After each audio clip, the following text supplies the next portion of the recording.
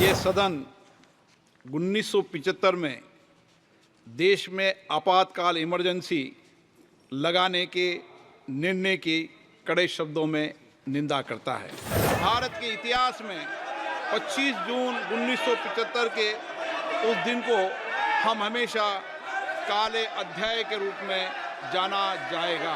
भारत के लोकतांत्रिक मूल्यों को कुचला गया और अभिव्यक्ति की आज़ादी का गला घोटा गया। ये सदन 1975 में देश में आपातकाल इमरजेंसी लगाने के निर्णय की कड़े शब्दों में निंदा करता है। इसके साथ ही हम उन सभी लोगों की संकल्प शक्ति की सराहना करते हैं जिन्होंने इमरजेंसी का पुनर्जोर विरोध किया, अभूतपूर्व संघर्ष किया और भारत के लोकतंत्र की रक्षा का दायित्व निभाया।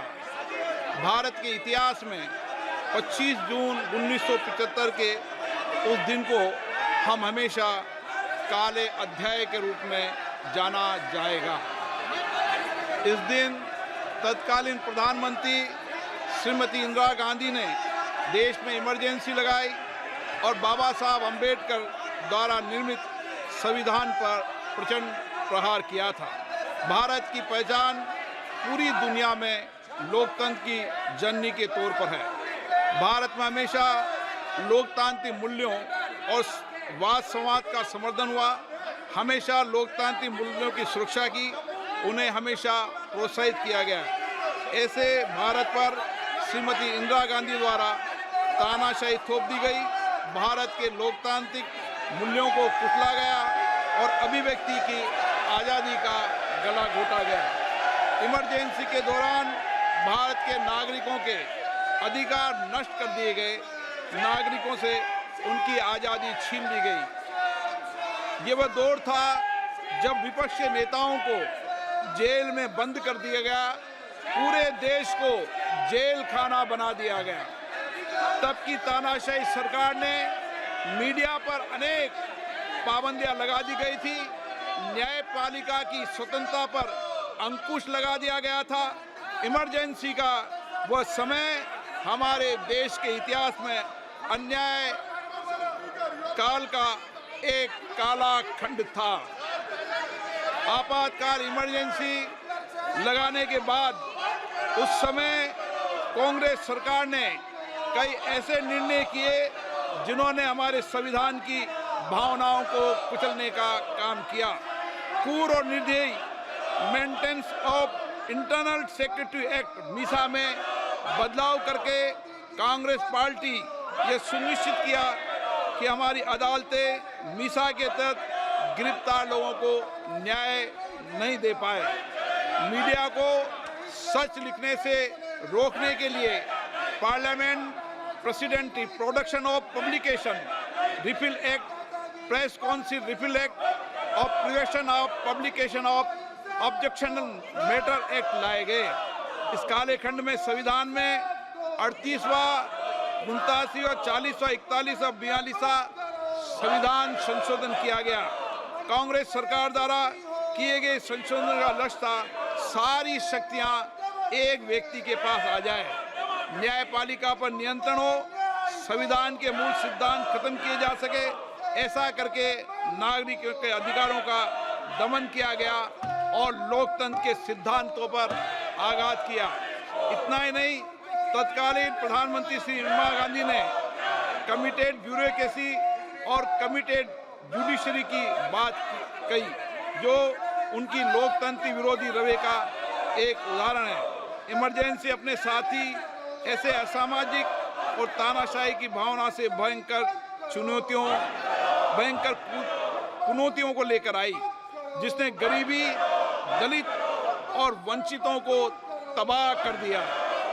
इमरजेंसी के दौरान लोगों को कांग्रेस सरकार द्वारा जबरन थोपी गई अनिवार्य नसबंदी का, शहरों में अतिक्रमण हटाने के नाम पर मनमानी का और सरकार की कुनीतियों का प्रहार झेलना पड़ा।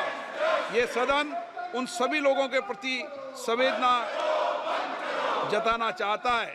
1975 से 1970 कालाखंड अपने आप में एक ऐसा कालाखंड है जो हमें संविधान के सिद्धांतों, संघीय ढांचे और न्यायिक स्वतंत्रता के महत्व को याद दिलाता है। ये कालखंड हमें याद दिलाता है कैसे उस समय हम सभी पर हमला किया गया, क्योंकि जिनकी रक्षा आवश्यक है। ऐसे समय में जब आपातकालीन इमरजेंसी के 50वें वर्ष में हम प्रवेश कर रहे हैं, ये 18वीं लोकसभा बाबा साहब अंबेडकर द्वारा निर्मित संविधान को बनाए रखने, इसकी रक्षा करने और इसे संरक्षित रखने की अपनी प्रतिबद्धता को दोहराती है। हम भारत में लोकतंत्र के सिद्धांत, देश में कानून का शासन और शक्तियों का विकेंद्रीकरण अक्षुण्ण रखने के लिए प्रतिबद्ध हैं। हम संवैधानिक संस्थाओं में भारत के लोगों की आस्था और उनके अभूतपूर्व संघर्ष, जिनके कारण इमरजेंसी का अंत हुआ और एक बार फिर संवैधानिक शासन की स्थापना हुई, उनकी सराहना करते हैं। 1975 में आज 26 जून के दिन ही देश इमरजेंसी की क्रूर सच्चाइयों का सामना करते हुए उठा था।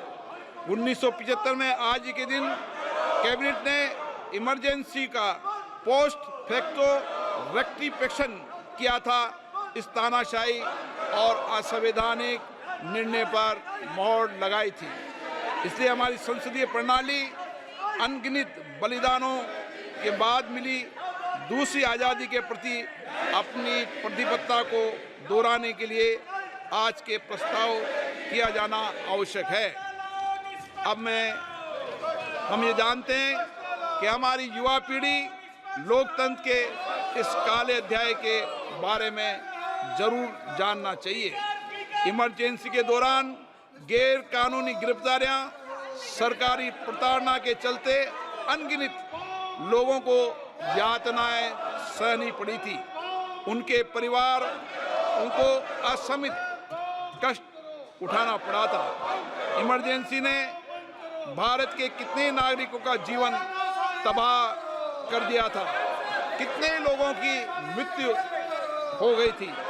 इमरजेंसी के इस काले खंड में कांग्रेस की तानाशाह सरकार के हाथों अपनी जान गंवाने वाले भारत के ऐसे कर्तव्यनिष्ठ और देश में प्रेम करने वाले नागरिकों की स्मृति में हम सब 2 मिनट का मौन रखते हैं।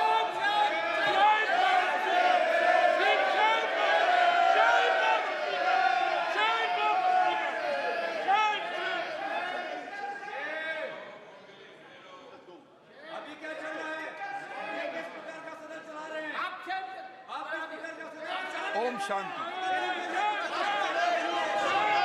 सभा की कार्रवाई दिनांक 27 जून 2024 को राष्ट्रपति के अभिभाषण की समाप्ति के आधे घंटे के पश्चात के लिए स्थगित की जाती है।